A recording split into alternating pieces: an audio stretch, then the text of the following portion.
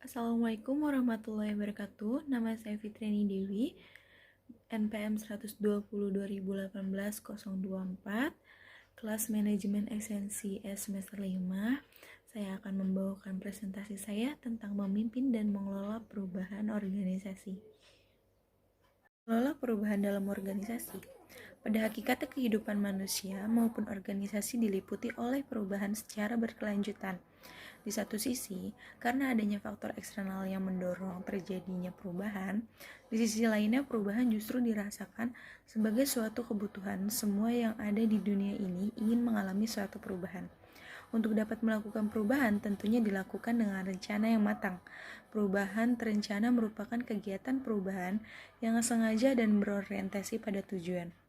Tidak mengherankan apabila seorang pemimpin juga harus memiliki keterampilan untuk dapat mengenali perubahan-perubahan penting, serta mampu mengambil tempat di dalam hati setiap orang.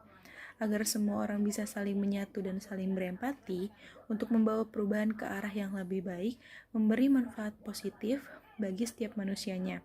Seorang pemimpin diangkat karena memiliki kemampuan yang lebih dalam mengatur dan mengarahkan orang lain, dan mampu menjaga representatif dari kebutuhan organisasi untuk mencapai tujuannya. Pentingnya perubahan organisasi. Menghadapi perubahan lingkungan bisnis yang sangat cepat, perusahaan didorong untuk melakukan perubahan agar dapat berkembang dan bertahan dalam persaingan bisnis yang kompetitif. Dorongan untuk melakukan perubahan tersebut dapat berasal dari dalam organisasi maupun di luar organisasi. Dorongan perubahan dari dalam organisasi adalah adanya permasalahan sumber daya manusia dan permasalahan manajerial.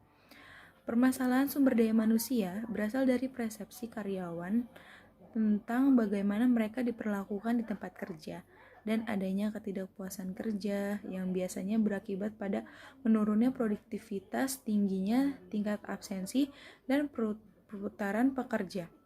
Permasalahan manajerial dalam organisasi meliputi konflik kepemimpinan maupun sistem pembayaran atau reward system dalam organisasi. Mengelola perubahan merupakan hal yang harus dilakukan oleh pemimpin agar perubahan yang telah direncanakan dapat berhasil sehingga mampu meningkatkan produktivitas perusahaan. Salah satu permasalahan yang sering muncul pada proses perubahan adalah adanya penolakan terhadap perubahan. Disinilah peran pemimpin diperlukan untuk meyakinkan dan memotivasi para karyawan untuk melakukan perubahan. Di sini ada hal-hal yang menyebabkan penolakan. 1. Ketidakpercayaan kepada orang yang mengusulkan perubahan. 2. Kepercayaan bahwa perubahan tidak diperlukan. 3. Kepercayaan bahwa perubahan tidak dapat dilakukan. 4. Ancaman ekonomi. 5. Perubahan biasanya berbiaya tinggi. 6. Ketakutan akan kegagalan individu.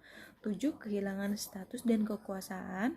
8. Ancaman terhadap nilai-nilai dan cita-cita organisasi, serta 9. Penolakan akan pengaruh.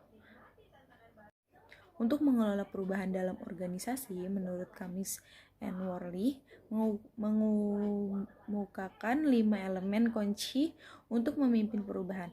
Kelima aktivitas yang merupakan aktivitas yang memberikan kontribusi untuk mengelola perubahan secara efektif.